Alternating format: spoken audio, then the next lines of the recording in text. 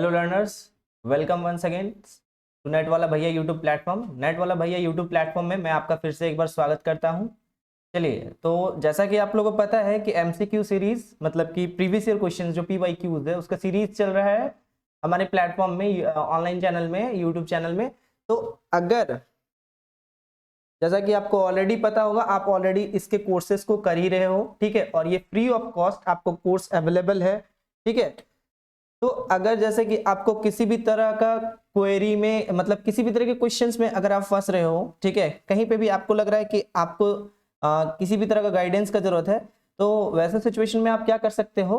आप सबसे पहले जा करके क्या करो कि नेट वाला भैया का टेलीग्राम चैनल जाके ज्वाइन करो, ठीक है। हमें इंस्टाग्राम में जा करके आप फॉलो करो। फॉलो करने के बाद फिर यूट्यूब में ऑलरेडी आपने हमें सब्सक्राइब करके रखा है, ठीक है। उसके अलावा आप फेसबुक में भी नेट वाला भैया के नाम पे आप सर्च कर सकते हो। और इन सारी चीजों के अलावा अगर आप चाहते हैं कि अगर आपको डायरेक्ट गाइडेंस चाहिए, किसी भी तरह का आपको हेल्प की जरूरत हो कभी भी, ठीक है, तो आप ये जो नंबर जो आपके स्क्रीन में भी दिख रहा है, आप इस पर डायरेक्टली कभी भी कॉल कर सकते हो, ठीक है। चलिए, तो जैसा कि पता है कि हम जो क्लासेस आपका ले रहे थे वो इकोनॉमिक्स के क्लासेस ले रहे थे। Unfortunately due to NTA reason बोलो या फिर टाइमली रीजन बोलो, हम लोगों ने वो कोर्स को कंप्लीट नहीं कर पाया, ठीक है। बट क्या कर सकते हैं, जो जितना हम लोगों ने किया आप उसको फिलहाल कंप्लीट करो, ठीक है। और कंप्लीट करने के साथ लगातार पीवाईक्यूज लगाते जाओ।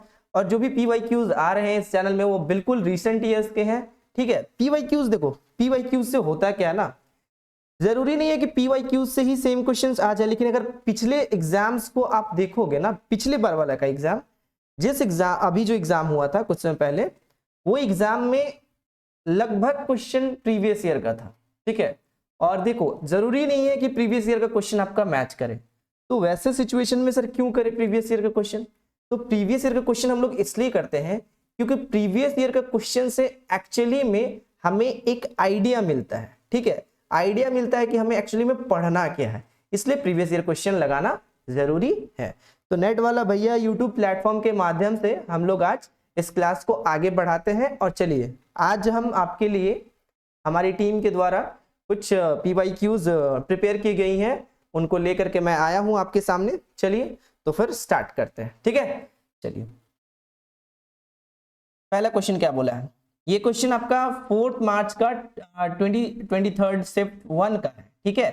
तो देखो कितने रिसेंट ईयर का मतलब रिसेंट का क्वेश्चन है ये क्वेश्चन में आपको क्या हेल्प मिलेगा। देखो, क्वेश्चंस को आप पकड़ना कि क्वेश्चन में एक्चुअली बोला क्या है।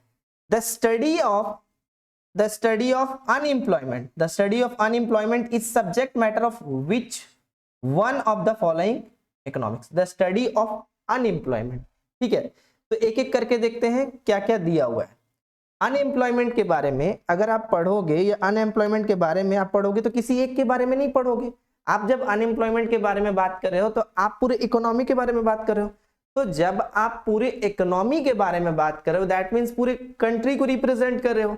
तो जब पूरे कंट्री को रिप्रेजेंट करोगे तो वहां पे हमारे दिमाग में एक ही पॉइंट मेरे दिमाग में आ रहा है। वो जो पॉइंट है वो है आपका क्या, मैक्रो इकोनॉमिक्स। कौन सा पॉइंट आ जाएगा आपका, मैक्रो इकोनॉमिक्स, ठीक है। चलिए देखते हैं आंसर में क्या यही आंसर है जी, ये आंसर यही पे है। देखते हैं, अब हम लोग एक एक थोड़ा सा पॉइंट को ये कर लेते हैं, डील कर लेते हैं क्या क्या बोला हुआ है, ठीक है। जैसे कि सबसे पहले आप देख सकते हो डिस्क्रिप्टिव इकोनॉमिक्स। डिस्क्रिप्टिव इकोनॉमिक्स में क्या है कि आप वहां पे चीजों को डिस्क्राइब कर रहे हो, ठीक है। चीजें जैसी दी हुई हैं उनको आप डिस्क्राइब कर रहे हो एज इट इज। लेकिन नॉर्मेटिव इकोनॉमिक्स का बात किया जाए तो जैसे कि डिस्क्रिप्टिव इकोनॉमिक्स में आप बताए कि ये प्रॉब्लम था, आप उसको डिस्क्राइब कर दिए। लेकिन नॉर्मेटिव इकोनॉमिक्स में क्या था, नॉर्मेटिव इकोनॉमिक्स में अब आप अपना ओपिनियंस को, थॉट्स को लेकर के आओगे कि अगर हम ये करते हैं तो उससे क्या फायदा मिल सकता है, ठीक है। That is your normative economics, जिसमें हम लोग पढ़े थे व्हाट आउट टू बी, ठीक है। अगर आप लोग को याद है तो पहला या सेकंड क्लास आई थिंक इसी का था। तीसरा है आपका micro economics. Micro economics deals with an individual, जो वो इंडिविजुअल के साथ डील करता है। तो फिर ये होल का बात कहां से करेगा, बिल्कुल नहीं करेगा। तो यहाँ पे सीधा सीधा आंसर किसका बन रहा था, मैक्रो इकोनॉमिक्स का, ठीक है। चलिए आते हैं नेक्स्ट क्वेश्चन। नेक्स्ट क्वेश्चन क्या बोला है, which one of the following commodities has the most in elastic demand.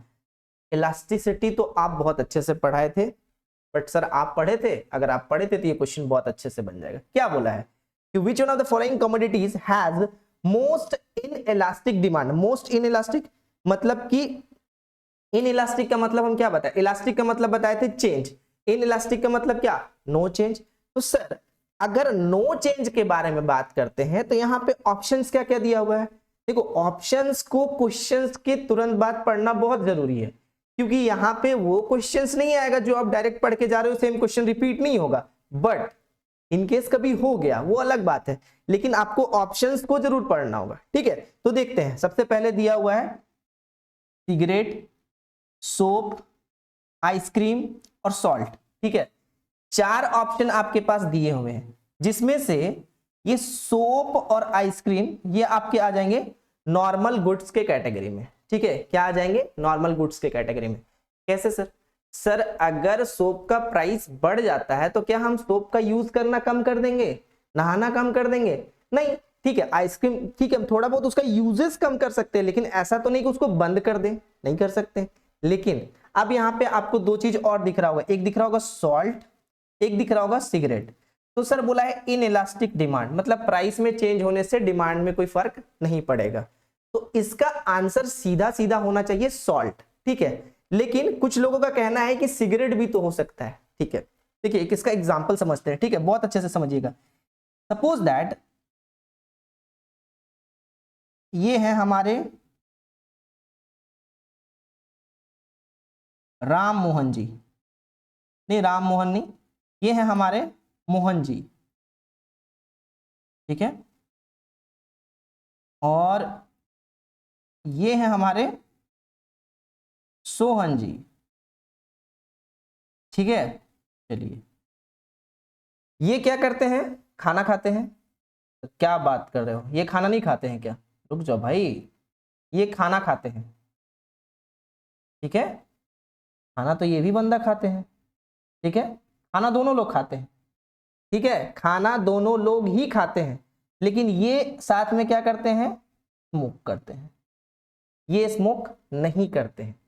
चीजों को समझिएगा, कहने का क्या मतलब है कि सर सिगरेट सबके द्वारा यूज नहीं किया जा रहा है, बट अगर हम बात करें सॉल्ट तो वो सारे लोग यूज करते हैं, either he is a smoker और नॉट अ स्मोकर, क्योंकि खाना तो वो भी खाएगा ना, और खाना वो भी खाएगा, दैट मीन्स क्या होगा, बोलो, दैट मीन्स ये होगा कि उसको सॉल्ट का जरूरत पड़ेगा, और सॉल्ट का जरूरत पड़ेगा तो यहां पे क्या होगा कि सॉल्ट के प्राइस में चेंजेस होने से उसके डिमांड में कोई फर्क देखने को नहीं मिलेगा। इसका आंसर क्या बनेगा हमारा, सीधा सीधा सॉल्ट बनेगा, इनइलास्टिक डिमांड। ठीक है, चलिए नेक्स्ट आपका देखते हैं क्वेश्चन में क्या बोला है। Which one of the following statement is correct regarding the slope and the point elasticity to all the point on a rectangular hyperbola shaped between demand curve of the product. देखो rectangular hyperbola का बात किया, इसका भी हम लोगों ने अच्छे से पोस्टमार्टम कर रखा था। देखो यहाँ पे रेक्टेंगुलर हाइपरबोला में हम लोग ये पढ़े थे, क्या पढ़े थे कि सर उसका हमारा जैसे कि क्या बोलते हैं, इसमें स्लोप में चेंजेस देखने को मिलेगा, लेकिन पॉइंट ऑफ इलास्टिसिटी में चेंजेस देखने को नहीं मिलेगा। कैसे? देखो यहां पे ये एक कर्व है। ठीक है, अब देखो यहां पे क्या होगा, एक ये हो सकता है कि इसका हम ज्यादा यूज कर रहे हैं, एक ये हो सकता है पॉइंट, एक पॉइंट आपका ये हो सकता है। ठीक है, एक पॉइंट आपका, अरे वेट थोड़ा सा पिक्चर गड़बड़ बन जा रहा है, चलो ठीक है समझो, एक पॉइंट ये हो सकता है। ठीक है, तो यहां पे क्या दिख रहा है कि slope goes on changing while the point elasticity remain the same. Slopes में यहां पे आपको चेंजेस देखने को मिलेगा, लेकिन पॉइंट जो है वो क्या होगा, इलास्टिसिटी का सेम होगा।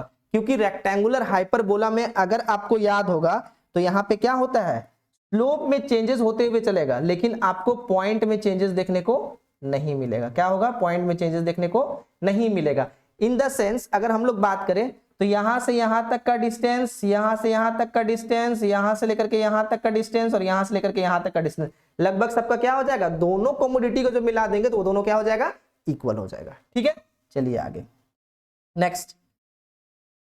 ये दिया हुआ है आपका the kink shape curve of a firm relates to which one type of the market structure.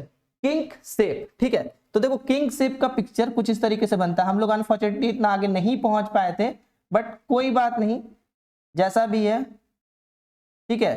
तो ये जो पॉइंट है यहाँ पे किंग आपका बनता था। इधर आपका मोर देन वाला केस था और यहाँ पे आपका लेस देन वाला केस था। मतलब कि ED is more then one और यहाँ पे ED is less than one, ठीक है। और यहाँ पे आपका किंग बनता था, स्वीजी किंग बनता था। ये कौन से कंडीशन में देखने को मिलता था? तो सर ये हमें ओलिगोपोली वाला कंडीशंस में देखने को मिलता है। तो सर ओलिगोपोली क्या होता है? ओलिगोपोली कुछ होता है क्या? देखिए मार्केट स्ट्रक्चर तक तो हम लोग पहुंच नहीं पाए थे, लेकिन थोड़ा सा अगर ओलिगोपोली का बात हुआ है तो ओलिगोपोली का बात कर देते हैं। देखो ओलिगोपोली का मतलब क्या होता है कि जनरली हम लोग बात करें तो हम लोग परफेक्ट कंपटीशन मार्केट का बात करते हैं, मोनोपोली का बात करते हैं, मोनोपोलिस्टिक का बात करते हैं, ओलिगोपोली का बात करते हैं। इसमें ओलिगोपोली क्या है? देखो अगर हम लोग बात करें ओलिगोपोली का तो इसका एक एग्जांपल लेते हैं हम, ठीक है। वो एग्जांपल आप समझना। देखो ओलिगोपोली में जैसे कि अगर कंप्यूटर सेक्टर में हम लोग बात करें, टेक्नोलॉजी के सेक्टर में, तो उसमें दो ही एग्जांपल सबसे बेस्ट फिट बैठते हैं। कौन कौन सा? एक है आपका एप्पल का और दूसरा है आपका विंडो का, ठीक है। तो ओलिगोपोली में क्या होता है ना कि जनरली दो कॉम्पिटिटिव मार्केट एक साथ मिल करके उसको बहुत एक्सपैंड कर देते हैं और उसके बाद कोई थर्ड आने के लिए सोचता ही नहीं है उसमें, ठीक है। कोई तीसरा आने के लिए सोचता ही नहीं है। जैसे कि अगर आप बात करो कि एप्पल और विंडो के टक्कर में अभी फिलहाल कोई आना ही नहीं चाहता। क्यों? क्योंकि जान रहा है वो मार्केट में सरवाइव करना बहुत ही मुश्किल है, ठीक है। यह मार्केट बनाना बहुत ही मुश्किल है। Next, Which one of the following are not the assumptions of the marginal costing? देखो कॉस्टिंग भी हम लोग नहीं पहुंच पाए थे, पर ठीक है कोई बात नहीं, आप लोगों ने तो ग्रेजुएशन में पढ़ ही रखा होगा। तो देखो इनमें से क्या बोला है, कौन कौन सा मार्जिनल कॉस्टिंग का एजम्पशंस नहीं है? क्या है? एजम्पशंस नहीं है। इनमें से कौन सा मार्जिनल कॉस्टिंग का एजम्पशन नहीं है? देखो सबसे पहले बात करें तो the total cost can be segregated into fixed and variable components. क्या टोटल कॉस्ट को हम लोग फिक्स्ड और वेरिएबल में बांट सकते हैं? हाँ सर बांट सकते हैं, लेकिन क्वेश्चन में क्या ये पूछा है कि कौन उसका एजम्पशन है? नहीं, क्वेश्चन में ये पूछा है which of the following are not the assumptions. कौन सा एजम्पशंस नहीं है? तो नहीं है दैट मीन्स ये तो आपका एजम्पशंस है, ठीक, ये आपका एजम्पशन है, तो ये तो ऑप्शन नहीं होगा, ठीक, ये ऑप्शन नहीं होगा। ये एजम्पशन है बट ऑप्शन नहीं होगा। तो एनटीए का फेवरेट क्वेश्चन से यही होता है कि बस नॉट लगा दो और वही क्वेश्चंस को नॉट लगा के पूछ दो, ठीक है। ये मेरा एक्सपीरियंस बोलता है। नेक्स्ट, उसके बाद बोला है fixed cost per unit of A production remain constant. Fixed cost per unit remain constant. क्या फिक्स्ड कॉस्ट कांस्टेंट रहता है? सर चेंज तो होगा ना, पर यूनिट तो रिमेन कांस्टेंट नहीं हो सकता है। जैसे जैसे यूनिट्स बढ़ेगा वैसे वैसे उसका क्या होगा, जैसे जैसे प्रोडक्शन बढ़ाएंगे वैसे वैसे फिक्स्ड कॉस्ट में चेंजेस तो देखने को मिलेगा ही मिलेगा, ठीक है। दैट मींस ये उसका एजम्पशन नहीं है। तो जब वो इसका एजम्पशन नहीं है तो ये पॉइंट सही है, ठीक है। अब जब अगर ये पॉइंट सही है तो हम लोग एक ऐसा पॉइंट ढूंढना है जहां पे बी मिले। तो एक ये पॉइंट देखने को मिल रहा है और एक ये पॉइंट देखने को मिल रहा है, क्योंकि जहां पे ए था वो तो पहले ही हम काट दे रहे हैं, ठीक। नेक्स्ट, उसके बाद क्या बोला है कि variable cost remain constant per unit of output. Variable cost क्या आउटपुट में कांस्टेंट रहता है? हाँ, एजम्पशंस के अकॉर्डिंग रहता है, लेकिन यहाँ पे नॉट पूछा है। तो ये भी पॉइंट एक तरह से देखो तो करेक्ट है, लेकिन क्वेश्चन के अकॉर्डिंग रॉन्ग है, ठीक है, जो क्वेश्चन पूछा है। उसके बाद क्या बोला है, the selling price per unit remain unchange.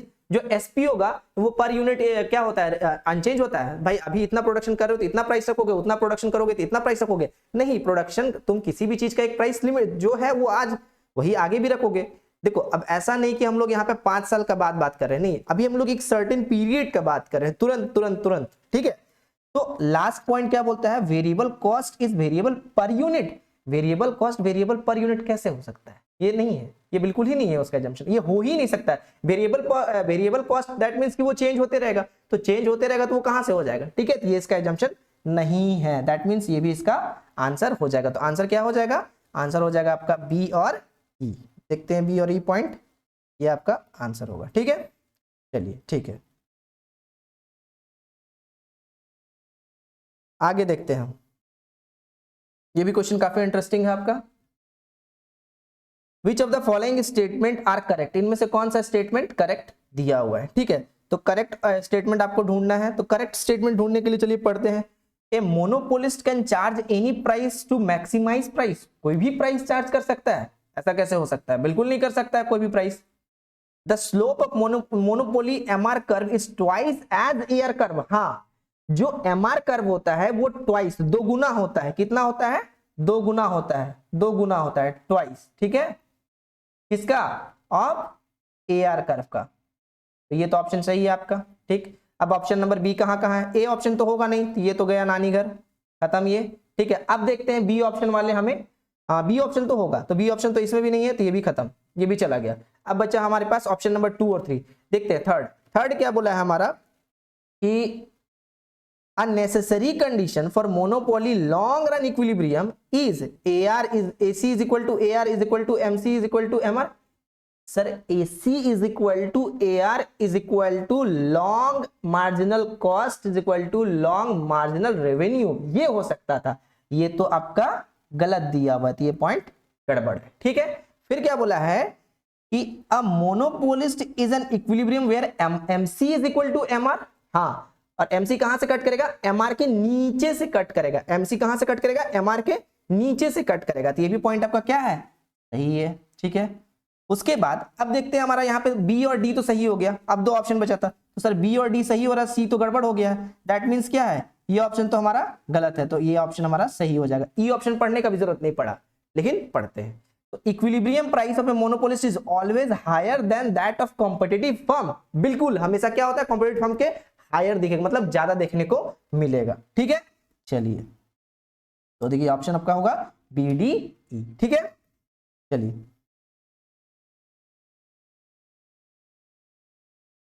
देखो नेक्स्ट दिया हुआ है, दो स्टेटमेंट दिया हुआ है, असर्शन और रीजनिंग का क्वेश्चन है। यहां पे आपको क्या बोला है कि असर्शन बोला है a theory of a price determination under oligopoly are found to be inapplicable to real life market condition. क्या ओलिगोपोली का जो प्राइस डिटरमिनेशन है वो रियल लाइफ के मार्केट कंडीशन में वो आपको क्या एप्लीकेबल नहीं लगता है? नहीं सर, वो तो एप्लीकेबल है ही नहीं, रियल लाइफ में कहां से वो एप्लीकेबल जाएगा? क्यों? Reason because real life oligopoly market situation is characterised by small number of seller. कुछ सेलर के बेसिस पे हम सारे सेलर्स को तो नहीं जज कर सकते, नहीं। Interdependence of the decision making, सब एक दूसरे पे क्या है, इंटरडिपेंडेंस है। बैरियर टू एंट्री, यहां पे एंट्री करने के लिए भी बैरियर है। Intermediate price and output all leading to wide variety of the situation. तो यहां पे आपका असर्शन बिल्कुल सही है और आपका रीजन भी सही है, और असर्शन आपको सॉरी रीजन जो है वो आपका असर्शन को क्या कर रहा है, एक्सप्लेन कर पा रहा है, ठीक है। चलिए यहाँ पे ऑप्शन नंबर आपका ए होगा। नेक्स्ट अब आते हैं हम लोग 4 मार्च का ही शिफ्ट 2 के क्वेश्चंस का, मतलब इवनिंग शिफ्ट के क्वेश्चंस का। इवनिंग शिफ्ट में सबसे पहला क्वेश्चन आपका क्या दिया हुआ था? देखिए ये सारे क्वेश्चंस क्या होगा ना कि अगर आप एक बार लगा करके, एक या दो बार लगा करके जाते हो तो ये आपके एग्जाम में बहुत ही बेनिफिशियल साबित होता है, ठीक है। चलिए क्या बोला है, when the negative income effect overwhelms the positive substitution effect so much that the demand curve is positively sloped, and the commodity in the consumption is described as, ध्यान से समझना, नेगेटिव इनकम इफेक्ट किसको overwhelm कर रही है? Positive substitution effect को, ठीक है। पॉजिटिव सब्स्टिट्यूशन मतलब पॉजिटिवली उसको सब्स्टिट्यूट कर दे रही, मतलब कि ऊपर की ओर जाने को देखने को मिल रहा है, ठीक है। क्या? Negative income positive substitution effect देखने को मिल रहा है। ये कौन सा सिचुएशन में देखने को मिलता है? बिल्कुल सेम लाइन यूज किया गया है हमारे कोर्स में, जो कि है आपका किस कंडीशन में? गिवन गुड्स के कंडीशन में, ठीक है। गिवन गुड्स कौन सा होता था? इंफीरियर से भी एक नीचे कंडीशन का जो गुड्स होता था, that is your given goods. Sir given paradox के नाम से हम लोग इसको अच्छे से पढ़े हुए थे, ठीक है। चलिए नेक्स्ट, उसके बाद क्या दिया हुआ है? इन द एक्सट्रीम, दिख रहा है, हाँ ठीक है। इन द एक्सट्रीम केस, ठीक है, of perfect price discrimination the entire consumer surplus in the market goes to, किसको जाता है भाई? कंज्यूमर को, मोनोपोली प्रोड्यूसर को, डेड वेट लॉस, या टू कैपिटल। देखो क्वेश्चंस को और क्वेश्चंस में ही आंसर दिया हुआ है। In the extreme case of perfect price discrimination, perfect price discrimination देखने को मिल रहा है, तो एंटायर कंज्यूमर सरप्लस किसके पास जाएगा? तो सर ये पूरा का पूरा आपका प्रोड्यूसर के पास चला जाएगा। तो ये आंसर क्या हो जाएगा? To monopoly producer. ठीक है, चलिए नेक्स्ट फेवरेट क्वेश्चन एनटीए का एज यूजुअल क्या बोला है? In Cobb Douglas production function formula दिया हुआ है Q is equal to A K L B where A and B, that is alpha beta, are output elasticity of the capital and the labor respectively. If A plus B, अगर A plus B is greater than 1 है तो ये कौन सा condition है? तो sir 1 से ज्यादा है तो ये इंक्रीजिंग का कंडीशन हो जाएगा। ठीक है sir, if A plus B is less than 1 होता तो तब क्या करते? तो ये आपका हो जाता डिक्रीजिंग का केस। ठीक है, ठीक है sir, if A plus B is equal to 1 होता तो ये होता आपका कांस्टेंट रिटर्न का केस। ठीक है, चलिए आगे देखते हैं। नेक्स्ट ये देखिए, ये पिक्चर अगर देखे होंगे जो मैंने क्लास में पढ़ा रखा था तो आपको बहुत अच्छे से समझ में आ जाएगा। क्या था क्वेश्चन, पहले पूरा कर देते हैं। हाँ, increasing returns to scale arises because as the scale of operation increases. Increasing return to scale मतलब इंक्रीजिंग रिटर्न का बात कर रहा है। इंक्रीजिंग रिटर्न टू स्केल कब देखने को मिलता है? ठीक है, देखने को तब मिलता है जब यहाँ पे more division of labour and specialisation होता है। ठीक है, दूसरा प्रोडक्टिव यूटिलाइजेशन ऑफ मशीनरी मतलब मशीन्स का ऑप्टिमम यूटिलाइज कर पाना। ठीक है, ऑप्टिमम यूटिलाइजेशन कर पाना। Lower procurement and logistic cost मतलब कि उसको रखने का खर्चा प्लस लाने का खर्चा वो एकदम कम से कम लगे। जैसे होता है ना, बहुत ज्यादा स्टॉक मेंटेन करके नहीं रखना, जितना जरूरत पड़े उसके अकॉर्डिंग लाइए और उसको सेल आउट कीजिए, फिर जरूरत पड़े फिर लाइए फिर सेल आउट कीजिए। ठीक है, more difficulty in firm effect more difficulty in managing the firm effectively. ना ये कैसे हो सकता है? ये बिल्कुल नहीं है ये ऑप्शन। लास्ट देखते हैं, मोर इकोनॉमीज इन एडवर्टाइजिंग। हाँ, तो जो आप एडवर्टाइजिंग कर रहे हो उसका भी आपको इसमें फायदा देखने को मिलेगा। तो ऑप्शन क्या बन रहा है? ए बी सी ई। तो हमारा लास्ट ऑप्शन होगा क्या? ए बी सी ई। ठीक है, चलिए नेक्स्ट आपका है क्वेश्चन नंबर 12। ठीक है, क्या बोला है? Consumer rationality implies. कंज्यूमर तो समझदार है, ये तो हम लोग मान के चलते हैं। अगर कंज्यूमर समझदार है तो हम लोग क्या क्या मान के चलते हैं कि नॉन सैटिटी ऑफ नीड्स, किसी भी चीज से वो क्या होगा, ये नहीं होगा, क्या बोलते हैं उसको, नॉन सैटिटी ऑफ नीड्स का मतलब हम लोग कह सकते हैं कि सेटिस्फाई नहीं होना। अगर वो किसी चीज से सेटिस्फाई हो गया तो फिर वो तो काम ही नहीं करेगा।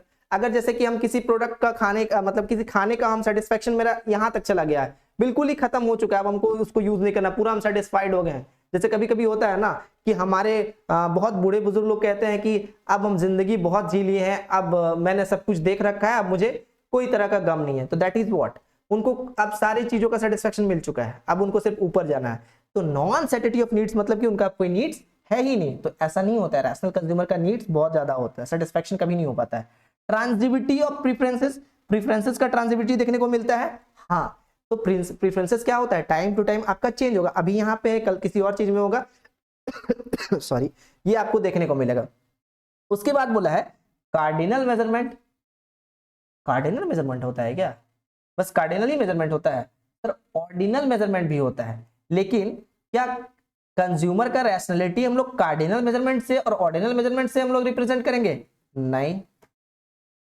अगर कंज्यूमर रैशनल है तो क्या उसका सेल्फिश इकोनॉमिक मोटिव होगा?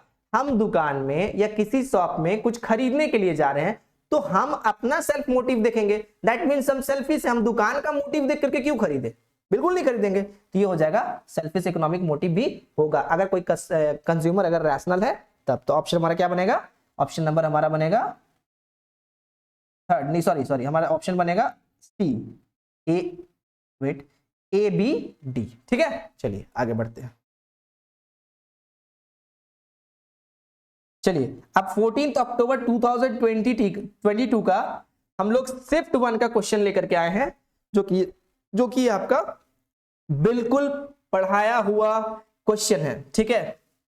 Who among the following economists suggested the sales revenue maximization? Sales revenue maximisation किसने दिया था? तो सर WJ बॉमल ने दिया था, ठीक है। बिल्कुल भी ये याद होगा आप लोगों को। अगर आप लोग नहीं रिवीजन किए हो तो प्लीज एक बार रिवीजन करने के बाद इसको लगाना, ये बहुत फायदेमंद साबित होगा आपको, ठीक है। WJ Baumol. नेक्स्ट क्वेश्चन क्या है आपका? नेक्स्ट क्वेश्चन बोला है which one of the following is not the assumptions of the consumer behavior based on the cardinal utility approach? तो कार्डिनल यूटिलिटी अप्रोच के तहत क्या क्या एजम्पशंस किसी भी कंज्यूमर बिहेवियर में देखने को मिलता है? तो सबसे पहला मैक्सिमाइजेशन ऑफ सेटिस्फैक्शन, ये देखने को मिलता है क्या? हाँ सर, देखने को मिलता है, ठीक है। तो यहां पूछा क्या है, कौन इसमें से आपका एजम्पशन नहीं है? तो जो एजम्पशन नहीं है वो इसका आंसर होगा। तो मैक्सिमाइजेशन ऑफ सेटिस्फैक्शन ये देखने को मिलता है, हाँ सर। यूटिलिटी को कार्डिनली हम लोग मेजर कर सकते हैं, यस सर। यूटिलिटी एडिटिव होता है, मतलब उसको ऐड ऑन कर सकते हैं, यस सर। लेकिन डिमिनिशिंग मार्जिनल यूटिलिटी मनी देखने को मिलता है क्या? नहीं सर। तो ये हमारा इसका एजम्पशन नहीं होगा। तो इसका आंसर क्या हो जाएगा? Diminishing marginal utility of money, ठीक है। चलिए आते हैं क्वेश्चन नंबर 15 पे। तो 15 का क्वेश्चन क्या बोला है, ये आप लोग चुटकी में बना लोगे। देखो क्या बोला है, in the case of the two production input which one of the following is not the property of the isoquant? तो आइसोक्वांट कर्व का प्रॉपर्टी अगर आपको याद है तो आइसोक्वांट कर्व का यहाँ पे ब्रैकेट में द प्रोडक्शन इंडिफरेंस कर्व। तो हम अगर आपको याद होगा तो आपको बताए थे कि आइसोक्वांट कर्व जैसे इंडिफरेंस कर्व पढ़े थे वैसे ही लगभग सेम है, सेम ही है लगभग, ठीक है। तो आइसोक्वांट कर्व में आपको देखने को क्या मिला था? देखो अगर चलो आइसोक्वांट कर्व याद नहीं है तो आप यहां पे याद कर लो इंडिफरेंस कर्व। इंडिफरेंस कर्व आपको इस तरह से देखने को मिला था, ठीक है। चलो यहां पे समझना क्या है, क्या ये नेगेटिव स्लोप है? हाँ है, नेगेटिव स्लोप है, बिल्कुल है सर, ये है। क्या ये concave to the point of origin है? क्या ये इस तरह का पिक्चर बना हुआ है? नहीं, यहां तो कॉन्वेक्स है। किस तरह का पिक्चर देखने को मिल रहा है हमको? Convex to the origin. ये कॉन्वेक्स टू द ओरिजिन है, नेवर टचेस द एक्सिस, कभी भी किसी भी एक्सिस को टच नहीं करेगा, ठीक है। तो यहां पे हमारा सीधा सीधा एक ही ऑप्शन जब दिया है तो सीधा सीधा आंसर क्या हो जाएगा? Concave to the point of origin. ये नहीं होता है, दैट्स वाई इस क्वेश्चन का आंसर ये होगा, क्योंकि ये होता है कॉन्वेक्स टू द ओरिजिन, ठीक है। चलिए उसके बाद अपर आइसोक्वांट का represent the higher level of output. तो आपको अगर याद होगा जितना ऊपर जाओगे उतना आपका लेवल ऑफ आउटपुट क्या होता है? हायर होते जाता है। अगर हम लोग इंडिफरेंस कर्व में बात करें तो हायर सेटिस्फैक्शन होते जाता था, ठीक है। चलिए उसके बाद है आपका 16 नंबर क्वेश्चन। उसमें क्या बोला है देखो, बोला है if the firm are competitive, अगर कोई फर्म कॉम्पिटिटिव है तो the profit and the profit maximising, और अच्छा से प्रॉफिट मैक्सिमाइज भी कर रहा है, तो the demand curve for labour is determined by which one of the following? तो डिमांड कर्व कैसे डिटरमाइन करेंगे? किसका? लेबर का। तो डिमांड कर्व यहां पे कैसे हम लोग डिटरमाइन करेंगे? देखो सबसे पहला पॉइंट क्या दिया हुआ है, the opportunity cost of the labour time, the value of the marginal product of labour, offsetting income and substitution effect. Substitution effect यहां पे क्यों आएगा? जब यहां पे हम उसको सब्स्टिट्यूट कर ही नहीं रहे हैं, हमको उससे ऑप्टिमम मतलब प्रॉफिट मैक्सिमाइज हो रहा है, वो कॉम्पिटिटिव लेवल फॉर्म काम कर रहा है, तो हम उसको क्यों हम यहां पे सब्स्टिट्यूट करेंगे? बिल्कुल नहीं, ये ऑप्शन तो बिल्कुल नहीं होगा। The value of the marginal product of the capital, sorry the value of the marginal product of the capital, क्या एड ऑन कर रहे हैं क्या जो मार्जिनल प्रोडक्ट हमको देखने को मिलेगा? नहीं, तो ये भी नहीं होगा। तो हमको यहाँ पे देखो एक पॉइंट को, the value of the marginal product of capital तो नहीं होगा, लेकिन यहाँ पे किस चीज का बात किया था? लेबर का। तो the value of the marginal product of labour, इसका क्या हो जाएगा? सीधा सीधा आंसर बन जाएगा, ठीक है। जहां पे हम लोग क्या कर रहे हैं? प्रॉफिट को मैक्सिमाइज कर रहे हैं। चलिए आगे हम लोग देखते हैं नेक्स्ट क्या दिया हुआ है। नेक्स्ट क्वेश्चन है 16 हो गया हमारा 17 नंबर। देखते हैं 17 number. Which of the following statement regarding short term theory of production and cost analysis is true? मतलब कि यहाँ पे क्वेश्चन में आपको क्या बोला है कि which of the following statement, कौन सा स्टेटमेंट यहाँ पे short term theory of production cost analysis के अकॉर्डिंग सही है, ये आपको बताना है। चलिए देखते हैं, ये याद रखिएगा यहाँ पे शॉर्ट टर्म थ्योरी का बात किया हुआ है, ठीक है।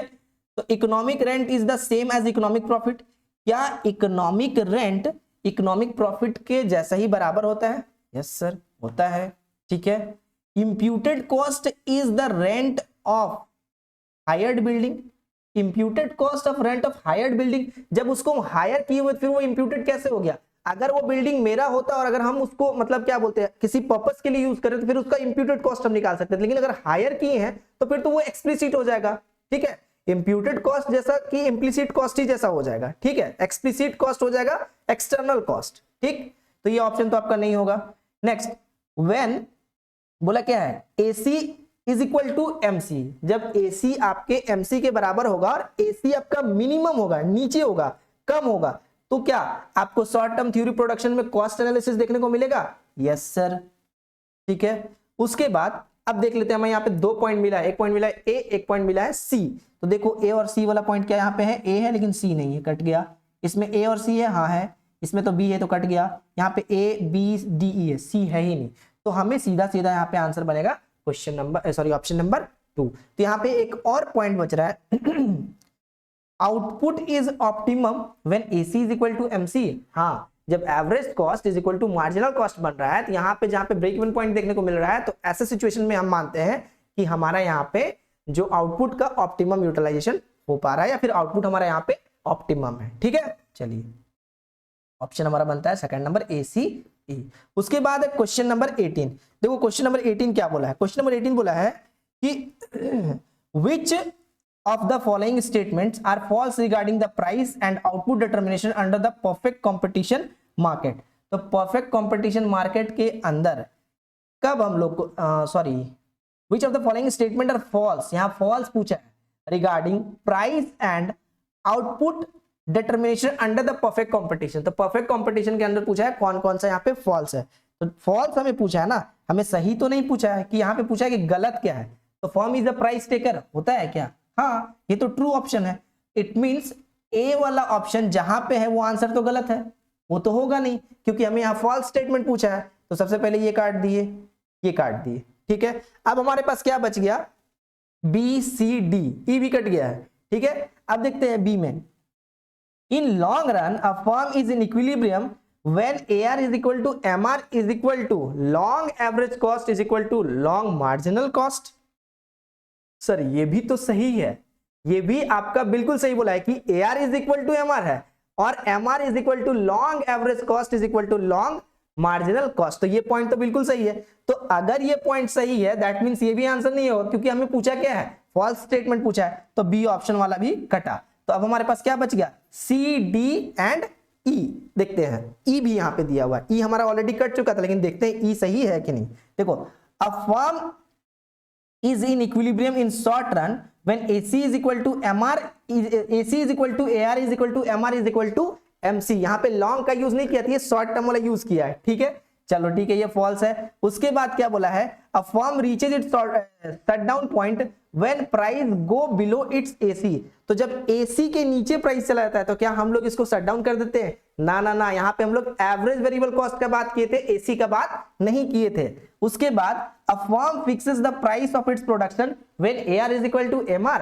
जब AR is equal to MR होता है तब हम लोग फर्म कोई भी फर्म क्या करता है, प्राइस सेट करता है? नहीं, बिल्कुल नहीं। तो यहाँ पे हमारा ऑप्शन क्या हो जाएगा, CDE। तो जब हमें परफेक्ट कंपटीशन मार्केट से अगर बात करेगा प्राइस एंड आउटपुट डिटर्मिनेशन का, तो ये 3 स्टेटमेंट्स क्या हो जाएंगे, गलत हो जाएंगे। तो हमें यहाँ पे देखना था कि सही क्या क्या है, क्योंकि एक ही 2 ऑप्शन से ये पूरा क्वेश्चन बन जा रहा था। ठीक है, चलिए नेक्स्ट आते हैं हम लोग क्वेश्चन नंबर 20 पे। ठीक है, 20 नंबर क्वेश्चन क्या बोला है कि विच ऑफ द फॉलोइंग, देखिए, which of the following economic identities measure degree of monopoly in an industry.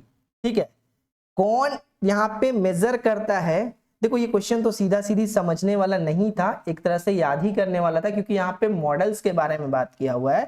तो अगर हम लोग बात करें कि इकोनॉमिक आइडेंटिटीज को, विच of the following economic identities measure the degree of monopoly in an industry, जो कि इंडस्ट्री में क्या करती है, मेजर करती है, किसका, मोनोपोली का। तो यहाँ पे आपका एक हो जाएगा कॉन्सेंट्रेशन रेशियो के थ्रू हम लोग करते हैं। ठीक है, एक हो गया आपका ये, दूसरा हो गया आपका हर्फिंडल इंडेक्स, और तीसरा हो गया आपका इलास्टिसिटी रेसिप्रोकल। ठीक है, चलिए तो यहाँ पे ऑप्शन आपका क्या हो जाएगा, बी, डी और ई। ठीक है, चलिए नेक्स्ट क्या बोला है, क्वेश्चन को एक बार देखते हैं। ठीक है, ये आपका असर्शन रीजनिंग का टाइप का क्वेश्चन है, यहाँ पे समझने का कोशिश कीजिएगा। Given below are the two statement, one is labelled as assertion and other is reasoning. ठीक है, असर्शन क्या बोला है, every perfectly competitive firm in the long run earn normal profit. Yes sir, short run में super normal profit earn करती है और long run में नॉर्मल प्रॉफिट अर्न करती है। असर्शन तो बिल्कुल सही है। रीजन देखते हैं, market price gets fully adjusted. क्या मार्केट प्राइस पूरी तरीके से एडजस्ट हो जाती है due to change in the demand and supply condition and the resultant free entry and exit of the firm in the perfectly competitive market so as only the normal profit persist. तो क्या यहाँ पे free entry और free exit होता है, जिसके कारण क्या होता है, एक सुपर नॉर्मल प्रॉफिट नहीं होकर के नॉर्मल प्रॉफिट तक ही स्थिर रह पाता है। हाँ, क्योंकि बहुत सारे फर्म यहाँ पे आकर के फिर जुड़ जाते हैं। तो वैसे सिचुएशन में इसीलिए परफेक्ट कंपटीशन मार्केट बोला है, large number of buyer and large number of seller. इसीलिए इसका यहाँ पे जो असर्शन है वो सही है और रीजनिंग जो है वो असर्शन को क्लियरली डिफाइन कर रही है। That means option number A होना चाहिए। ठीक है, चलिए नेक्स्ट, स्वीजी किंग, आई थिंक अभी ये क्वेश्चन हम लोग किए थे क्या? हाँ चलो ठीक है, फिर से क्वेश्चन है ये हम लोग को 2022 में 29 सितंबर का शिफ्ट 1 का क्वेश्चन है। देखो स्वीजी किंगडम, इससे पहले वाला क्वेश्चन में आई थिंक किंग डिमांड कब लिखा था, और इससे पहले लिख दिया था जब एग्जाम हुआ था उसमें स्वीजी डाल दिया था। अब पता नहीं और क्या हटा देंगे हमारे एनटीए वाले सर। तो देखो Sweezy kink demand curve model to explain the price and output determination related to which market structure. बोलो, बोले क्या, सुना ही नहीं दिया यार। चलो ये कौन सा कंडीशन था, ये था हमारा ओलिगोपोली का कंडीशन। ठीक है, चलो नेक्स्ट बोला which one of the following is not the assumptions of the consumer behavior based on the ordinal utility theory। ordinal stands for, ordinal मतलब क्या होता है, ऑर्डर, एक एक करके रैंकिंग करना। क्या, हाँ, तो रैंकिंग करने का मतलब क्या है, जो एकदम सबसे लोएस्ट रैंकिंग है उसका यूज ही नहीं करते। जब हम उसको यूज ही नहीं करते then why I will give the rank, no I will not give the rank. जाओ भाई साइड हटो, दूर जाओ, क्यों हम रैंक देंगे। लेकिन which one of the following is not the assumption, तो अगर आपको ऑर्डिनल थ्योरी, यूटिलिटी थ्योरी का एजम्पशंस अगर आपको याद है तो आप इस क्वेश्चन को इजीली बना लोगे। तो क्या कंज्यूमर रैशनल होता है, तो सब थ्योरी में रैशनल होता है। चलो ये तो है, और यूटिलिटी ओनली ऑर्डिनली मेजर। अब देखो यहां पे आप फंस जाओगे, यूटिलिटी क्या ऑर्डिनली ही मेजर होता है? नहीं सर, कार्डिनली भी तो करते हैं यूटिल्स के फॉर्म में।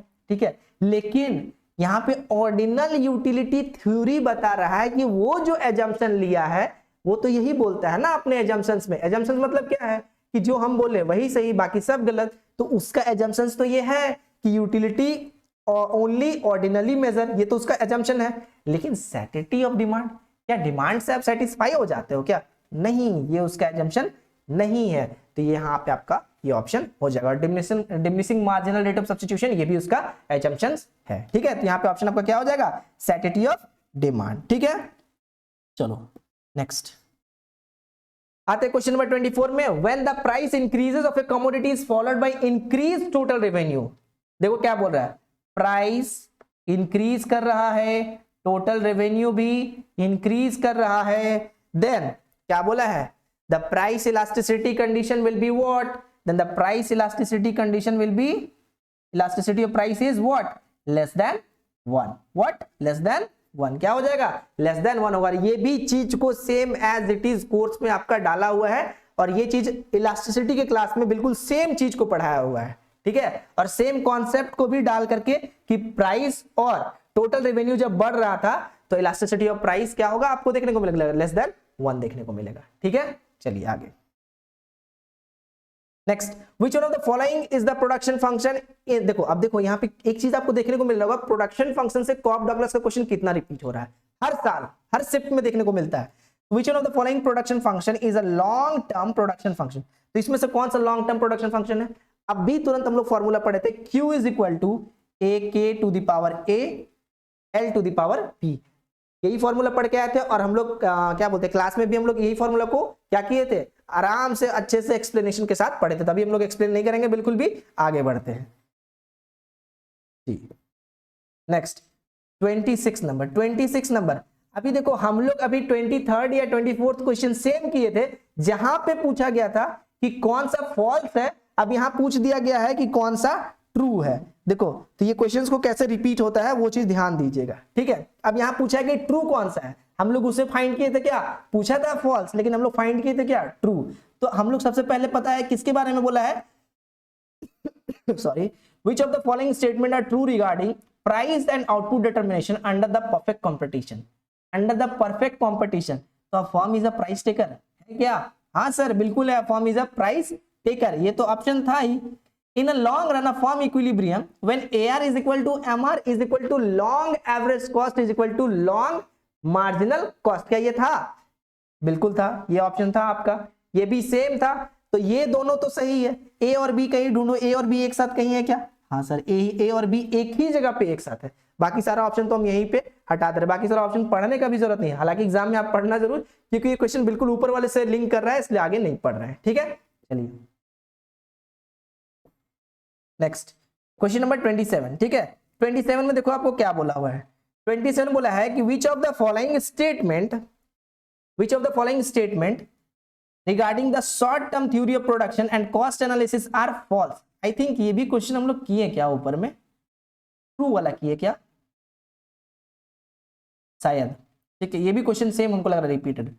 तो इकोनॉमिक रेंट, देखो ध्यान से, economic rent is same as economic, अच्छा वहां इंप्यूटेड कॉस्ट था, हाँ एग्जैक्टली, क्वेश्चन सेम था, बट यहाँ पे ऑप्शन में थोड़ा सा चेंजेस है। Economic rent is same as economic profit, ना ना ना बिल्कुल नहीं, कहां से सेम है, ठीक है, ये ऑप्शन गया हमारा। Next, imputed cost is rent of hired building, क्या इंप्यूटेड कॉस्ट जो है, एक सेकेंड, वेट लिटिल मिस्टेक, जो आप मत करना बिल्कुल भी। Which of the following statement regarding the short term theory of production cost analysis are false, और वहां क्या पूछा था, ट्रू। मैं भी उसी के जाल में फंस गया एनटीए के। क्या बोला है, economic rent is same as economic profit, yes, not as imputed cost but same as what, same as economic profit. हाँ, कैसे पता चला सर कि आपका ये आंसर होगा, ये मतलब ये सही होगा, क्योंकि देखो उस ऑप्शन के डायरेक्टली यहाँ पे उल्टा दे रखा है, ठीक है। उसके बाद बोला है imputed cost is rent of hired building. Sir imputed cost आप क्या बात कर रहे हो, इंप्यूटेड कॉस्ट मतलब तो इम्प्लिसिट कॉस्ट होता है, इम्प्लिसिट कॉस्ट तो इंटरनल कॉस्ट होता है। जैसे कि अगर मेरा कोई बिल्डिंग है और उसको हम बिजनेस पर्पस के लिए यूज कर रहे हैं, तो उस पे जो हम रेंट देंगे तो उसका तो हम कुछ तो रेंट चार्ज करेंगे, क्योंकि किसी और को देते तो हम उससे रेंट लेते। तो अगर हम उसको खुद के बिजनेस के लिए यूज करें तो रेंट लेंगे कि नहीं लेंगे, तो that is imputed cost, that is only implicit cost. तो सर ये पॉइंट तो बिल्कुल गलत बोल रहा है। तो अगर ये पॉइंट गलत बोल रहा है, लेकिन क्वेश्चन का रिक्वायरमेंट क्या है, इसको तो गलत ही आंसर चाहिए, ये आंसर तो इसका हो गया, ठीक। अब देखो ध्यान से, ए आंसर नहीं होगा, ये कटा, ये कटा। अब सी देखते हैं, when AC MC and AC is minimum equals to, यहां थोड़ा सा छूटा हुआ है, ठीक है, equals to MC, I think ये थोड़ा सा छूटा हुआ है, ये पॉइंट को थोड़ा स्किप करते हैं, है ना, ये पॉइंट को स्किप करते हैं, देखते हैं D point. when MC is rising AC is more than MC, यहाँ पे AC is minimum 2 MC होना चाहिए था। देखो डी ऑप्शन से आंसर बन जा रहा है यहाँ पे, when MC is rising, MC rise कर रहा था, तो क्या AC जो था वो मोर देन था किससे, MC से? ऐसा कैसे होगा सर, ये तो बिल्कुल उल्टा बोल दिया है, MC मोर देन होगा AC से, तो ये ऑप्शन गलत है। दैट मींस इस क्वेश्चन के अकॉर्डिंग ये ऑप्शन सही है। तो क्या बी और डी का कोई ऑप्शन है? हाँ है। ई का पॉइंट पढ़ने का भी जरूरत नहीं पड़ेगा। लेकिन output is optimum when AC is equal to MC, बिल्कुल ये सही पॉइंट है, और अगर ये सही पॉइंट है तो यहाँ पे ये आंसर नहीं होगा। दैट मींस ये भी आंसर नहीं होगा। क्यों? क्योंकि यहाँ पे मैं फॉल्स स्टेटमेंट पूछा है, ठीक है। चलिए आते हैं अगले क्वेश्चन पे। अगला क्वेश्चन क्या था, which of the following statement regarding the price and output determination under the monopoly are correct? Monopoly condition में कौन सा करेक्ट है? ठीक है, सबसे पहला, a monopoly firm can fix price anywhere along its demand curve, कहीं पे भी फिट कर देगी, किसी भी मतलब कर्व के किसी भी पॉइंट पे फिट कर देगी, बिल्कुल नहीं, पॉसिबल ही नहीं है, तो ये पॉइंट तो गलत है, ठीक है। उसके बाद even during a short run when a monopoly forms an abnormal profit it produces less than its optimum capacity, हाँ जब वो ऑप्टिमम कैपेसिटी से लेस जब वो प्रोड्यूस करती है तब वो नॉर्मल प्रॉफिट अर्न करती है, क्योंकि जब वो ऑप्टिमम यूटिलाइजेशन करेगी तो वैसे सिचुएशन में आपको क्या देखने को मिलेगा, बोलो, वहां पे आपको सुपर नॉर्मल प्रॉफिट देखने को मिलेगा। तो ये पॉइंट बिल्कुल सही बोल रहा है, ठीक है। तो ए पॉइंट गलत है, तो ए पॉइंट को उड़ाओ, कहां दिख रहा है, यहां दिख रहा है, यहां दिख रहा है। बी पॉइंट सही है, और बी और सी के साथ लगा हुआ है दोनों में, दैट मींस सी भी सही है। देखते हैं सी क्या बोला है। बोला है the slope of monopoly is MR curve is twice the slope of AR curve. क्या बोला, क्या है, ध्यान से सुनो। The slope of MR curve is twice the AR curve. AR curve के ट्वाइस है क्या? अभी तुरंत हम आई थिंक थर्ड क्वेश्चन में यही चीज को बताया कि ट्वाइस होता है, दो गुना होता है। तो ये पॉइंट भी आपका क्या है, बिल्कुल सही है, ठीक है। डी पॉइंट देखते हैं। Price discrimination is possible only when the demand curves are identical in two markets. जब डिमांड कर्व दो मार्केट्स में आइडेंटिकल होगा तो क्या प्राइस आपको क्या देखने को मिलेगा, प्राइस डिस्क्रिमिनेशन देखने को मिलेगा? नहीं, बिल्कुल नहीं। कैसे देखने को मिलेगा? सिर्फ दो ही मार्केट में दिख रहा है आइडेंटिकल, बिल्कुल नहीं। ये पॉइंट तो बिल्कुल गलत लग रहा है, ठीक है, ये पॉइंट गलत है। E equilibrium price of a monopolist is always higher than that of the perfectly competitive firm. हाँ, ये बिल्कुल सही बोल रहा है। इक्विलिब्रियम प्राइस जो होता है वो मोनोपोलिस्ट का, वो क्या होता है, हमेशा हायर होता है, ज्यादा होता है। किसका? Perfectly competitive market of perfectly competitive firm का, ठीक है। तो यहाँ पे सीधा सीधा ऑप्शन आपका क्या बन रहा है, बी, सी और ई, बी, सी और ई बन रहा है, ठीक है। चलिए अब आते हैं हम लोग 29 सितंबर का, क्या 29 सितंबर का आते हैं हम लोग शिफ्ट 2 का 2020 का question. Economist adjustment to reality limited by individual consumer preferences intelligence and environmental factor is called. क्या बोलते हैं? तो डायरेक्ट डेफिनेशन को उठा के दे दिया, किसका? बाउंडेड रैशनैलिटी का डायरेक्ट डेफिनेशन मीनिंग उठा के दे दिया। क्या? कि economist adjustment the reality to reality limited of individual consumer. Individual consumer का जो रियलिटी अगर आप देखोगे तो वो क्या होता है, एडजस्टमेंट के अकॉर्डिंग वो रियल, बिल्कुल ये आपको क्या देखने को मिलेगा, लिमिटेड देखने को मिलेगा। उसका क्या? प्रीफरेंसेस, इंटेलिजेंस, बिल्कुल जो आसपास के एनवायरमेंटल फैक्टर, ये सारी चीज आपको लिमिटेड देखने को मिलेगी। तो ये कौन से कंडीशन के अंदर कहा गया था, किस थ्योरी ने कहा था, किस थ्योरी में कहा गया था? ये बाउंडेड रैशनैलिटी थ्योरी में कहा गया था, ठीक है। चलिए नेक्स्ट आते हैं आपके, बोला है 30 नंबर क्वेश्चन, थोड़ा लंबा हो रहा है, देखते हैं कितना तक जाता है। When a monopolist switches from charging a single price to perfect price discrimination, it reduces to, ध्यान से देखना कि कहां रिड्यूस करेगा। देखो when a monopolist, जब कोई मोनोपोलिस्ट जो होता है वो स्विच करता है charging a single price to perfect price discrimination, जहां पे प्राइस का डिस्क्रिमिनेशन देखने को मिल सकता है, ठीक है। सिंगल प्राइस नहीं चार्ज करके प्राइस डिस्क्रिमिनेशन देखने को मिलता है। इसमें किसको फायदा मिलता है? तो इसमें आपको कंज्यूमर सरप्लस देखने को मिलेगा, मतलब कंज्यूमर का फायदा देखने को मिलेगा। इसका भी फॉर्मूला बताए हुए थे, अगर आपको याद है पीडीएफ में आप एक बार पढ़ना, जरूर मिल जाएगा, ठीक है। Next, logically sequence of the following economic entities in the understanding theory of consumer choice. तो अगर ये याद होगा तो यहाँ पे आप क्या करोगे, इस सीक्वेंस को लॉजिकली आप क्या कर लोगे, अरेंज कर लोगे कंज्यूमर चॉइस थ्योरी के अकॉर्डिंग। तो सबसे पहले अगर हम लोग बात करते हैं तो सबसे पहले बात करेंगे, क्या देखते हो ऑप्शन क्या दिया हुआ है, बजट लाइन, यूटिलिटी एनालिसिस, उसके बाद दिया हुआ है डिमांड कर्व एनालिसिस, फिर indifference curve analysis, consumer equilibrium. तो सर सबसे पहले क्या करेंगे, सबसे पहले हम यूटिलिटी का एनालिसिस करेंगे, ठीक। उसके बाद हम क्या करेंगे, इंडिफरेंस कर्व एनालिसिस करेंगे, ठीक है। उसके बाद हम क्या करेंगे, एक बजट लाइन को ड्रॉ करेंगे। बजट लाइन को ड्रॉ करने के बाद फिर हम चेक करेंगे कि कंज्यूमर का इक्विलिब्रियम कहाँ है, फिर वो डिमांड कर्व एनालिसिस बनाएंगे। बोले तो क्या ऑप्शन बनेगा, B D A E C, B D A E C, बोले तो ऑप्शन नंबर, ठीक है। चलिए नेक्स्ट,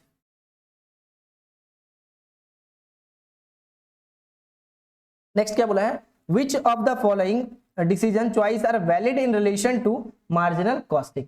मार्जिनल कॉस्टिंग का एक क्वेश्चन हम लोग ऊपर भी किए थे और इसमें से पूछा है कि कौन सा सही है, वैलिड कौन सा है। सबसे पहले बोला है कॉस्टिंग स्पेशल और वन ऑफ अपॉर्चुनिटी, बिल्कुल बोलते हैं इसको, ठीक है, ये सही है, डायरेक्ट है ये बिल्कुल। डिसाइडिंग वेदर टू मेक और बाई अ प्रोडक्ट, कि मतलब ये हमें ये भी डिसाइड मतलब हेल्प करता है जानने के लिए क्या हमें उस प्रोडक्ट को बाई करना है या नहीं करना है, ठीक है। हम लोग डिसाइड कर पाते हैं इस थ्योरी का हेल्प से, ठीक, मार्जिनल कॉस्टिंग की मदद से। क्योंकि मार्जिनल कॉस्टिंग हमें ये बताता है कि उस पे हम उतना कॉस्ट लगा के क्या हम उतना उसमें सर्टेन मार्जिन को भी अर्न कर पा रहे हैं या नहीं कर पा रहे हैं। ठीक है, उसके बाद क्या है, most appropriate technique because of the application of the more automation in the industry technique. भैया मोस्ट अप्रोप्रिएट टेक्निक तो ये नहीं है, क्योंकि हमें ये प्रिडिक्टेड वैल्यू देता है, एग्जैक्ट वैल्यू नहीं दे पाता है। ठीक है, next, choosing between competing and alternative action. बिल्कुल, यहाँ पे हम लोग 2-3 फैक्टर्स को रख करके हम लोग चूज करते हैं। ठीक है, जैसे कॉम्पीटिंग और अल्टरनेटिव एक्शंस को रख करके हम लोग क्या करते हैं, चूज करते हैं। उसके बाद एम्प्लॉइंग अ पेंटरेशन और डिस्ट्रॉयर प्राइसिंग स्ट्रेटेजी। देखो, एम्प्लॉइंग अ पेंटरेशन, कम प्राइसेस को चार्ज करके हम लोग क्या करते हैं, पूरे जो प्राइसिंग स्ट्रेटेजी है उसको क्या करने का कोशिश करते हैं, दूसरे का डिस्ट्रॉय, बर्बाद करने का कोशिश करते थे। यहाँ पे ये भी ऑप्शन सही हो जाएगा। तो ये था मार्जिनल कॉस्टिंग का क्या क्या आएगा, ए बी डी या ऑप्शन नंबर 1। ठीक है, चलिए नेक्स्ट।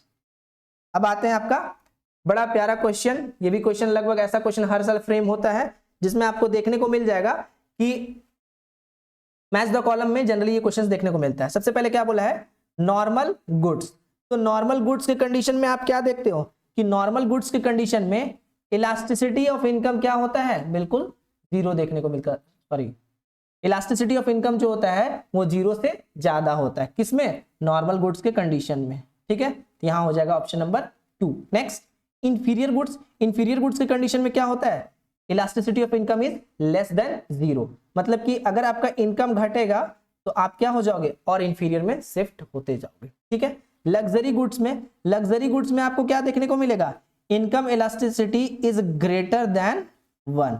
जैसे कि अगर नॉर्मल गुड्स में अगर आप देख रहे थे तो ग्रेटर देन 0 देखने को मिल रहा था, लेकिन लग्जरी में उससे एक और स्टेप क्या हो जाएगा, ग्रेटर देन 1। और नेसेसिटी के केस में क्या हो जाएगा, बिटवीन 0 एंड 1। ठीक है, चलिए यहाँ पे ऑप्शन आपका क्या बन रहा है, ऑप्शन नंबर 1। ठीक है, चलिए ठीक है। 34, given below are the two statements, one is labeled as assertion and another is labeled as reason। देखो, substitution effect is usually much more larger than the income effect. क्या सब्स्टिट्यूशन इफेक्ट जो होता है वो क्या बोलते हैं, हमारा इनकम इफेक्ट से ज्यादा बड़ा होता है। बिल्कुल सर, क्यों, क्योंकि consumer usually spends only a small portion of her income और his income on his one commodity. बिल्कुल, क्या सारा के सारा पोर्शन हम एक ही कमोडिटी में यूज करते हैं क्या, नहीं, बिल्कुल दोनों करेक्टली एक्सप्लेन कर रहा है सेशन रीजन को।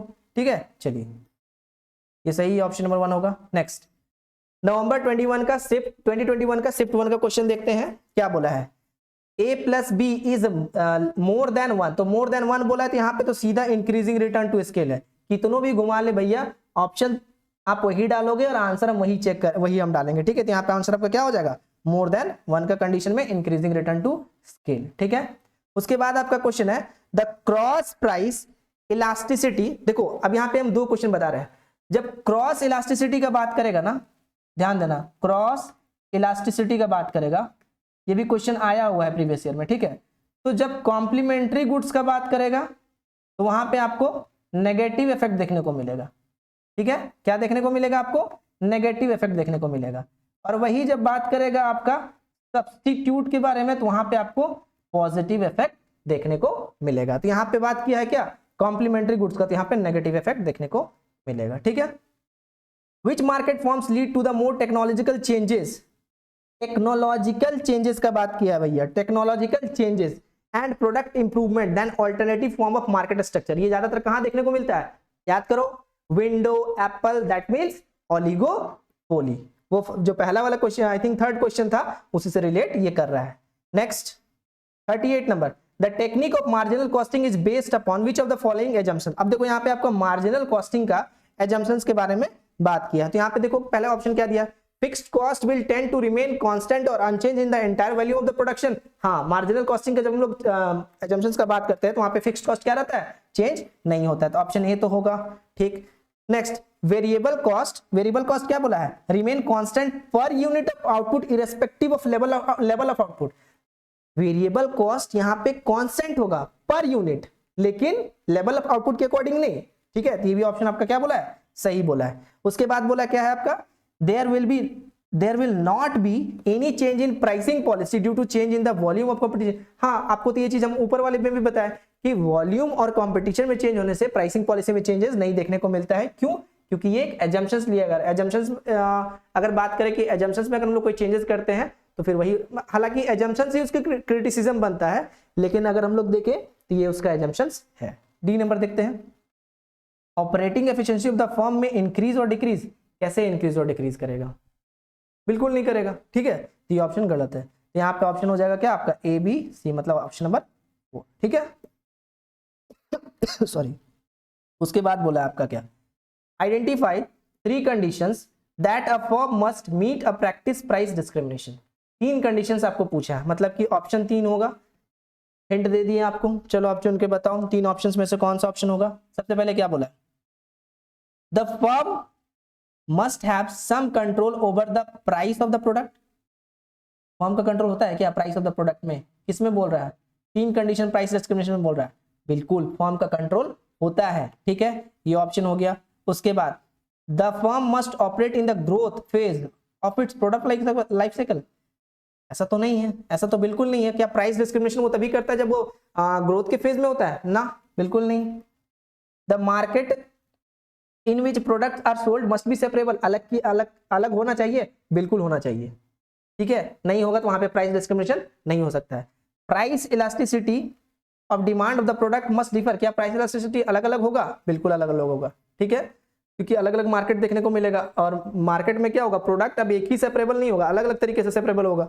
The firm operates it's plant at full capacity. ये जरूरी नहीं है कि ये हो ही सकता है, और हमें 3 ऑप्शन बोला था, 3 ऑप्शन हमने ऑलरेडी ढूंढ रखा है, that is A C D, ठीक है, option number 2। Next favourite question आपका, U shaped long average cost का मतलब एसी कॉस्ट यू शेप क्यों होता है, उसके एजम्पशंस को आप बताइए, ठीक है। तो सबसे पहला क्या बोला है, economies of scale prevail, economies of scale prevail at the small level of output. देखो याद करो, एसी में क्या होता है, पहले वो घटता है, घटने के बाद फिर एक ऐसे करके फिर यहाँ पे थोड़ा देर के लिए कांस्टेंट होता है, कांस्टेंट होने के बाद फिर वो बढ़ने लगता है। यू से कुछ इस तरीके से आपको देखने को मिलता होगा, ठीक है। तो पहला आपको क्या होता है, economies of scale prevail at the small level of output, हाँ ये होता है। उसके बाद फिर डिस इकोनॉमी होता है बीच में, बिल्कुल सर होता है। उसके बाद क्या होता है कि benefit of the division of labour and specialisation, बिल्कुल होता है, क्योंकि यहाँ पे लोअर स्केल ऑफ प्रोडक्शन का बात करता है, ठीक है। उसके बाद D, marginal inefficiency are prone to a higher scale of operation. Marginal inefficiencies होने के कारण ये धीरे धीरे हायर स्केल ऑफ ऑपरेशंस की ओर बढ़ते जाता है। दैट मींस यहाँ पे ऑप्शन डी भी होगा, that means A B C D तीनों का तीनों ऑप्शन आपका करेक्ट है। नेक्स्ट है आपका क्या, 41, the cross elasticity of complementary good. अब यहाँ पे बताओ आंसर क्या होगा, तो cross elasticity of the complementary goods का अगर बात करेंगे तो सीधे क्या हो जाएगा, नेगेटिव। ये क्वेश्चन हम लोग ऊपर में भी किए हुए थे, ठीक है। Income effect of a price rise greater than the substitution effect in case of, ये क्वेश्चन को समझना जरूरी है। Income effect of a price rise, income effect of a price rise is greater then the substitution effect. तो ये कौन से condition में होता है, तो ये आपका गिवन गुड्स के कंडीशन में होता है। ऐसे सिचुएशन में क्या होता है कि अगर देखो यहाँ पे आपका इनकम बढ़ नहीं रहा है, income effect of a price मतलब इनकम हो सकता है थोड़ा बढ़ेगा, लेकिन उस प्रोडक्ट का प्राइस उससे ज्यादा बढ़ जा रहा है, ठीक है। तो यहाँ पे ये कौन सा सिचुएशन का बात कर रहे हैं, तो यहाँ पे आप क्या करोगे, इट्स सब्स्टिट्यूशन इफेक्ट को कौन सा केस के बारे में बोलोगे, गिवन गुड्स, क्योंकि पहले आप इंफीरियर गुड्स यूज कर रहे थे, अब आपका इनकम हो सकता है थोड़ा घट गया, तो या फिर आपका रियल इनकम में कुछ कुछ कमी देखने को मिला है, तो वैसे सिचुएशन में आप गिवन गुड्स की ओर शिफ्ट हो जाओगे। उसके बाद अब आ गए हम लोग बिल्कुल लास्ट में, in the scale of parameter that is R is greater than 1, तो R is greater than 1 then the production function exhibit. देखो भाई आर इज ग्रेटर देन 1 मतलब रिटर्न इज ग्रेटर देन 1, तो वैसे सिचुएशन में आपको क्या है, तो sir increasing return to scale होना चाहिए, हो गया। नेक्स्ट, कुछ कुछ क्वेश्चंस को आप इजीली मतलब थोड़ा सा अगर आप पढ़ोगे 2-3 बार तो आप इजीली सॉल्व कर पाओगे। आई थिंक ये भी क्वेश्चन हम लोग को लग रहा है रिपीटेड टाइप से है। तो you shaped long average cost curve, वहां पे शॉर्ट रन का था, यहाँ पे लॉन्ग एवरेज कॉस्ट कर्व का बात कर रहा है, is based on the assumption. यहाँ पे लॉन्ग यू शेप का एसी का लॉन्ग रन एवरेज कॉस्ट का एजम्पशन पूछ रहा है। तो पहले क्या बोला है, तो सर यहाँ पे ग्रेटर डिवीजन होगा क्या, स्पेशलाइजेशन होगा क्या, बिल्कुल होगा। Minimum cost of production various level of output होगा क्या, minimum cost of production at various level of output, ये थोड़ा सा डाउटफुल लग रहा है, इस पॉइंट को छोड़ के आगे बढ़ते हैं। Economies of scale prevail at the small level of the output, हाँ इकोनॉमीज ऑफ स्केल देखने को यहाँ पे मिलेगा, क्योंकि यहाँ पे लॉन्ग टर्म का बात कर रहा है, ठीक है, लॉन्ग रन का बात कर रहा है। it becomes more difficult to manage the firm effectively as it grows bigger। तो जैसे जैसे बड़ा होगा वैसे वैसे इसको मैनेज करना थोड़ा सा मुश्किल तो होगा, ये भी सही है। Diseconomies of scale prevail at the larger level of output. तो जैसे जैसे लेवल ऑफ आउटपुट बढ़ाते जाओगे वहां पे डिसइकोनॉमीज देखने को मिलेगा। तो ये ऑप्शन अगर ये सही है दैट मींस ये ऑप्शन बी वाला ऑप्शन जो है ये गलत है, ये शॉर्ट रन का बात कर रहा है। तो ऑप्शन हमारा क्या हो जाएगा A C D E, that is 4 number. ठीक है, अब आते हैं हमारा थर्ड लास्ट क्वेश्चन जो कि 45 नंबर का है। Identify the necessary condition. क्या बोला है, थोड़ा मेरा गला सूख गया, बहुत गर्मी। Identify the necessary condition of a price discrimination. देखो प्राइस डिस्क्रिमिनेशन का कुछ कुछ नेसेसरी कंडीशंस पूछा है, क्या है? There should be imperfect competition market. बिल्कुल इनपरफेक्ट कंपटीशन मार्केट होगा तभी तो प्राइस डिस्क्रिमिनेट कर पाओगे। परफेक्ट में कर पाते हो क्या? No sir. तो पहला ऑप्शन सही है। Market must be separable. Yes sir, अभी ऊपर वाले क्वेश्चन में ही पढ़े हैं, मार्केट सेपरेबल होगा तभी प्राइस डिस्क्रिमिनेशन कर सकते हैं। उसके बाद C, differentiated product and interdependence between them. Interdependence होगा तो कैसे करेंगे? सेपरेबल होगा तब तो कर पाएंगे, तो ये ऑप्शन गलत है। D, elasticity of demand must be different in different market. तो ये भी पॉइंट आपका क्या है? बिल्कुल सही। That means A B D is your answer. Now 46, which of the following explain the downward slope and ordinary demand curve। बहुत ही easy question है लेकिन कॉन्सेप्चुअल है कि डिमांड कर्व का स्लोप डाउनवर्ड कब होता है। सबसे पहले क्या बोला है? Income effect of price change. Income effect of price change होने के कारण होता है क्या? प्राइस में चेंजेस देखने को कारण मिलता है क्या? यस सर, ये तो होगा। सब्स्टिट्यूशन इफेक्ट ऑफ प्राइस, किसी भी सब्स्टिट्यूटेड प्रोडक्ट का प्राइस चेंजेस देखने को मिलता है क्या? तब ये होता है क्या? यस सर, तब भी होता है। Utility maximising behaviour of a consumer. तो जैसे जैसे यूटिलिटी मैक्सिमाइज होगा वैसे वैसे आपका डिमांड कर्व स्लोप्स डाउनवर्ड, मतलब डिमांड कर्व घटते जाएगा, ये भी सही है। Risk averse behaviour of consumer, ये कहां से पॉइंट आ गया? तो बिल्कुल ही रिलेटेड ही नहीं है इस पॉइंट पे। That is answer is A B C. ठीक है, चलो नेक्स्ट। अब ये क्वेश्चन बड़ा अच्छा क्वेश्चन था ये भी। Arrange the following structure in increasing order of the price elasticity of product. तो यहां पे अगर आप एक पॉइंट पकड़ लेते हो तो आपका क्वेश्चन बन जाएगा। क्या बोला है? Increasing order of the price elasticity of product. Price elasticity of product का इंक्रीजिंग ऑर्डर का बात किया। तो सबसे पहले क्या बोला है? देखो इंक्रीजिंग ऑर्डर मतलब छोटा से बड़ा। तो सबसे पहले कहां पे हम लोग को मतलब अगर बात करें प्राइस डिस्क्रिमिनेशन बिल्कुल नहीं कर पाएंगे, मोनोपोली। ठीक, उसके बाद अगर हम लोग बात करें डुओपोली, थोड़ा सा और करने के लिए थोड़ा सा करने के लिए कहां मिल जाएगा? ओलिगोपोली। उसके बाद बात करें तो मोनोपोलिस्ट। उसके बाद बात करें तो कहां? Perfect competition market. तो ऑप्शन क्या बना? B E. तो बी से ही तो पता चल गया ऑप्शन नंबर। ठीक है, अब लास्ट क्वेश्चन जो क्या है? लास्ट क्वेश्चन क्या है? Given below are the two statement. Number 1 क्या बोला है? स्टेटमेंट बोला है if a firm are disproportionately powerful the market leader makes the first move and capture the 2/3 of the market share while the follower firm gets only 1/3 of the market share। हाँ भाई, तुम follow कर रहे हो, तुम पीछे रह गए तो तुम 1/3 ही लो पाओगे। ठीक है, ये बिल्कुल स्टेटमेंट सही बोल रहा है। Second statement, oligopolist firm do better by cooperating the following its dominant strategy. तो डोमिनेंट स्ट्रेटजी की अगर हम लोग बात करें, जैसे हम एग्जांपल दिए थे किसका? विंडो और एप्पल कंपनी दोनों एक साथ मिल करके। इसके अलावा कोई कंपनी एग्जिस्ट करता है क्या कंप्यूटर इंडस्ट्रीज में? नहीं करता। अगर आता भी है तो ये लोग क्या करते हैं? उसको किक आउट कर देते हैं। ये दोनों का दोनों ऑप्शन आपका सही है। चलो जी, तो यहाँ पे हम लोग का क्या हो गया? हमारा इकोनॉमिक्स का PYQs फिनिश हो गया। तो जैसा कि मैंने आपको प्रॉमिस कर रखा था कि मैं आपको इकोनॉमिक्स का PYQs जरूर लेकर के आऊंगा, तो मैं लेकर के आया। चलिए, तब तक के लिए आप लोग को एग्जाम तो खैर अभी का डेट तो अनाउंस हुआ नहीं है, लेकिन एग्जाम NTA टाइम पे ही लेगी। बट आप प्रिपेयर करो अच्छे से प्रिपेयर करने के साथ अच्छे से एग्जाम दे के आओ। चलिए, तब तक मिलते हैं फिर अगले क्लास में। तब तक के लिए थैंक यू, जय हिंद, गुड नाइट।